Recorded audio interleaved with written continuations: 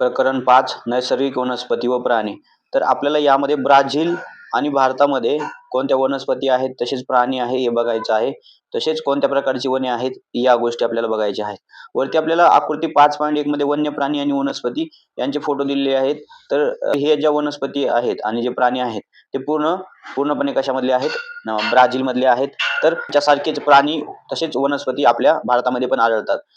त्यानंतर आपल्या ब्राझीलमधील पर्जन्यमान वनस्पती प्राण्यांचे प्रकार हे भूरचनेच्या छेदरेषेवर दाखवलेले आहे. आपण जर बघितलं तर आपल्याला इथे दिसेल. ओके. आकृती 5.2 मध्ये भूरचना, प्रमुख वनस्पती व प्राणी याबद्दल माहिती दिलेली आहे.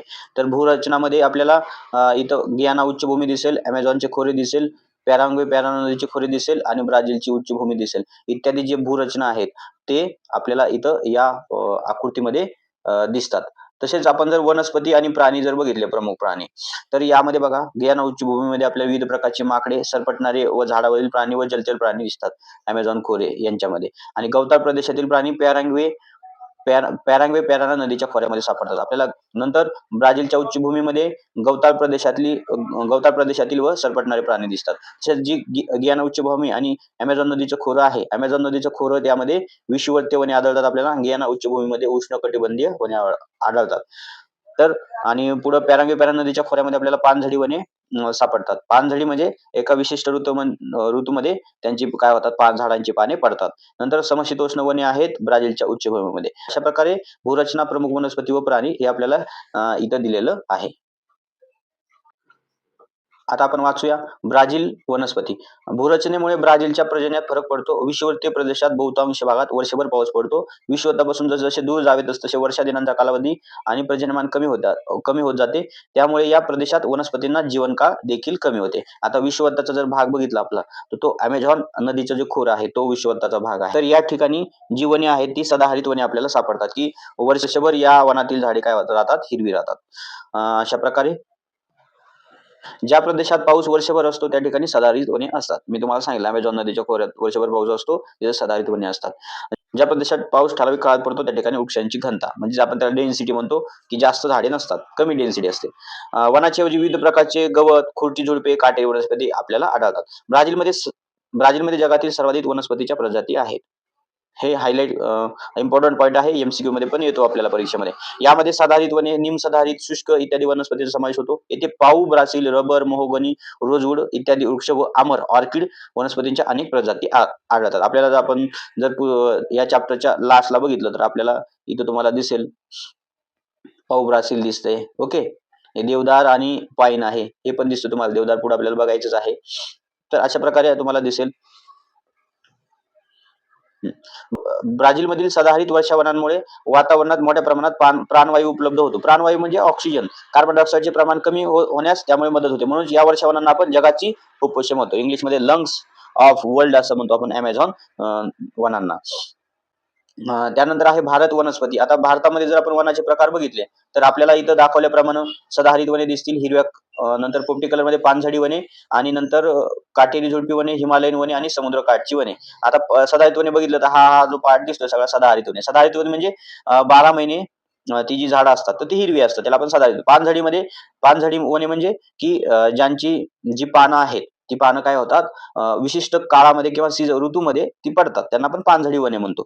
नंतर आहे काटेरी झुडपी वने. आपल्याला ह्या द्वीपकल्पाच्या भागामध्ये दिसतील. तसेच इकडं जो राजस्थानचा भाग आहे, गुजरातचा भाग आहे, तिथे पण आपल्याला काटेरी झुडपी वने. नंतर हिमालयन वने आपल्याला वरती हिमालयामध्ये दिसतील. हे जे दिसतंय आपल्याला वरती हिमालयन वने. ओके. इथं शीत वाळवंट आहे, इकडे उष्ण वाळवंट आहे. आपल्याला हिमालयामध्ये काय होतील, हिमालयन वने सापडतील. आणि नंतर आहे समुद्रकाठची वने, म्हणजे ही जी दिसतील आपल्याला. ओके. समुद्रकाठची वने आपल्याला दिसते अशा प्रकारे.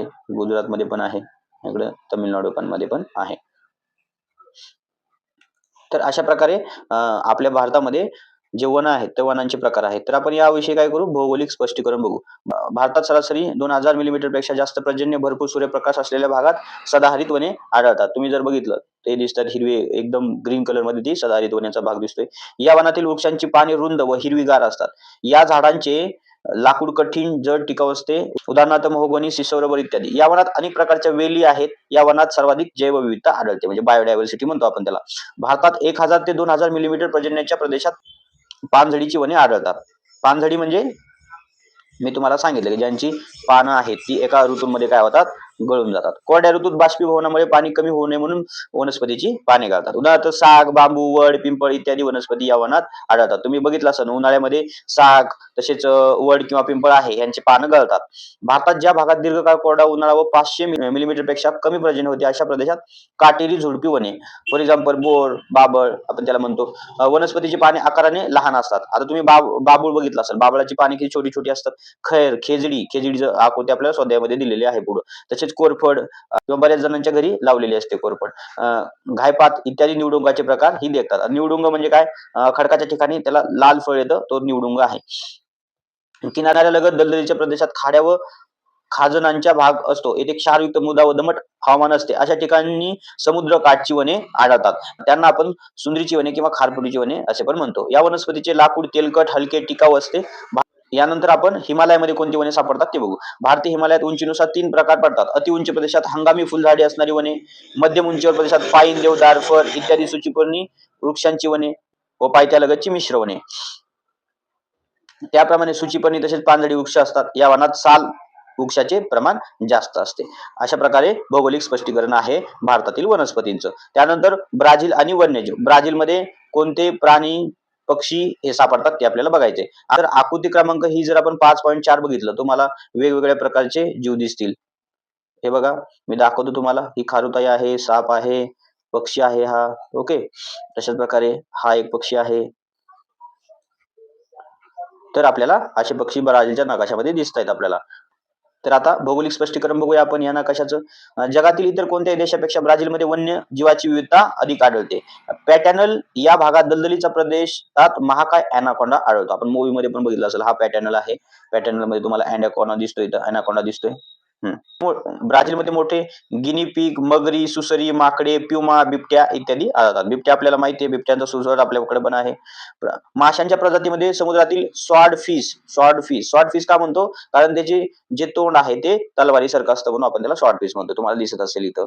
तसेच नदीतील पिराना व गुलाबी डॉल्फिन हे मासे देखील वैशिष्ट्य आहेत. कोंडर हा उंच उडणारा मोठ्या आकाराचा पक्षी आहे. विविध प्रकारचे पोपट, माकाव, फ्लेमिंगो. आता हा पण फ्लेमिंगो आहे, मी जो तुम्हाला असा इथं दाखवलेला आहे हा फ्लेमिंगो आहे. ओके, फ्लेमिंगो बर्ड आपल्या भारतामध्ये पण येतात.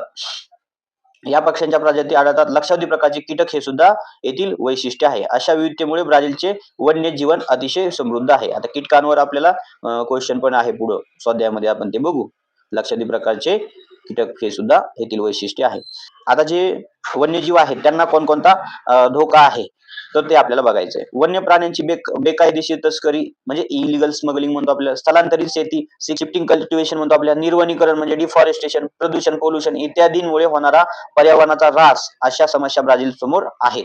तर हे आपल्याला स्वाध्यायामध्ये पण आहे आणि परीक्षामध्ये पण येतं की जे ब्राझील आहे तर ब्राझीलच्या वन्यजीवांपुढे कोणते धोके आहेत किंवा समस्या आहेत, तर त्यावेळेस आपल्याला हे लिहिता आलं पाहिजे. आता नंतरचा भाग आहे भारत वन्यजीव. आपल्याला रिकामा नकाशा दिलेला आहे भारताचा, यामध्ये आपल्याला काय करायचंय, भरायचं आहे. तर मी माहिती वाचेल, त्यानंतर तुम्ही तुमच्या पुस्तकामध्ये भरू शकता. भारत व वन्यजीव. बंगालचा वाघ पश्चिम बंगालमध्ये सापडतो. माळढोक, ऑलिव्ह रिडले टर्टल त्याला कासव आहे, एक शिंगी गेंडा आहे, बारशिंगा आहे, सिंह आहे, गंगेतील डॉल्फिन, सुसर मगर, निलगिरी तहर आहे, शेळी आहे. त्यांचा आपल्याला त्यांनी भारतामध्ये ते कुठे आढळतात हे आपल्याला दाखवायला सांगितलं आहे. तर जे बेंगाल टायगर आहे ते इथं सापडतात, जे सिंह आहेत ते इथं गिर अभयारण्य आहे इथं सापडतात. अशाच प्रकारे तुम्ही बाकीच्या जे प्राणी आहेत ते पण तुम्ही दाखवू शकता नकाशामध्ये. आता आपण भौगोलिक स्पष्टीकरण बघू. वन्य प्राण्यांच्या बाबतीत भारतात प्रचंड विविधता आढळते. भारतात वन्य प्राण्यांच्या अनेक प्रजाती आहेत. भारतातील उष्ण व आर्द्र वनांमध्ये हत्ती आढळतात. कर्नाटकमध्ये भारतातील सर्वात जास्त हत्ती आहेत. आसामच्या दलदली प्रदेशात एक शिंगी गेंडा आढळतो. आसाम कुठे आहे, आसाम इकडे दिसेल तुम्हाला, इकडे आसाम आहे. तर एक शिंगी गेंडे आढळतात.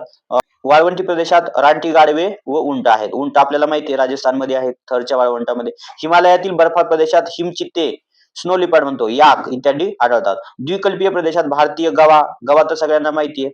अनेक प्रकारची हरणे, काळवीट, माकड इत्यादी प्राणी आढळतात. वाघ आणि सिंह हे दोन्ही प्राणी असणारा भारत हा जगातील एकमेव देश आहे. महत्वाचा प्रश्न आहे, आपल्याला परीक्षेमध्ये यावर पण प्रश्न विचारतात. नद्या, खाड्या व किनाऱ्यावरील प्रदेशात कासव, मगर, सुसर इत्यादी प्राणी आढळतात. आता आपण मगर आणि सुसर मधला फरक बघू. मगर म्हणजे काय, जिचा जबडा कमी लांबीचा असतो आणि सुसर काय सुसरीचा जो जबडा आहे तो खूप मोठ्या आकाराचा असतो म्हणजे लांब असतो. तुम्ही बघितलं असेल वनप्रदेशात मोर, खंड्या, तितर, कबुतरे, विविध रंगाची पोपट, पाणथळ जागी बदके, बगळे, गवताळ प्रदेशात माळढोक सारखे पक्षी आढळतात. पाणथळ म्हणजे जिथं पाण्याची पातळी कमी आहे असा पाण्याने व्यापलेला भाग त्याला आपण पाणथळ म्हणतो. भारत हा वैशिष्ट्यपूर्ण वन्य प्राणी असलेला देश म्हणून ओळखला जातो. आता भारतातल्या वन्यजीवापुढे तसेच वनापुढे कोणते चॅलेंजेस आहेत, कोणते धोके आहेत ते बघू आपण. प्रदूषण, तस्करी, निर्वनीकरण यामुळे वन्य प्राण्यांच्या अनेक प्रजाती भारतातून नष्ट झालेल्या आहेत. उदाहरणार्थ चित्ता. चित्ता हा भारतामध्ये 1952 साली एक्सटिंक्ट झालेला आहे. आपण नामिबिया या देशातून चित्ते आपल्या देशात आणलेले आहेत. वन्य प्राण्यांचे संरक्षण, वनाचे संवर्धन व्हावे या दृष्टीने भारत सरकारने अनेक ठिकाणी राष्ट्रीय उद्याने त्याला आपण नॅशनल पार्क म्हणतो, वन्य प्राण्यांची तसेच पक्ष्यांची अभयारण्य व राखीव वने रिझर्व्ह फॉरेस्ट हे जतन केले आहे.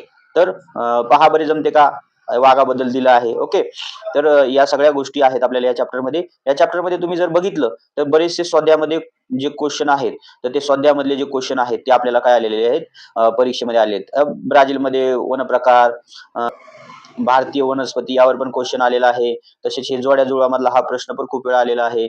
ओके, नंतर थोडक्यात उत्तर द्या. ब्राझील व भारतीय नैसर्गिक वनप्रकारातील फरक सांगा. हा पण प्रश्न आलेला आहे. बरोबर. त्यानंतर आता खाली हे दिलेलं आहे ब्राझील व भारताला कोणत्या पर्यावरणीय समस्यांना तोंड द्यावे लागले. कॉमन प्रश्न आहे. निर्वनीकरण झालं, प्रदूषण झालं, तसेच स्मगलिंग म्हणतो आपण, हे सगळे प्रॉब्लेम आहेत ब्राझील पुढे. भौगोलिक कारणे दिलेत यामध्ये भारताप्रमाणे ब्राझीलमध्ये प्राणी वनस्पती संवर्धनाची गरज आहे. परत हिमालयात उंच भागात वनस्पतीची संख्या विरळ आढळते. ब्राझीलमध्ये कृमी कीटकांची संख्या जास्त आहे. तर अशा प्रकारे हा प्रकरण 5वा आहे. तर पुढचा जो व्हिडिओ आहे तो 6वा चॅप्टर लोकसंख्या यावरती येणार आहे.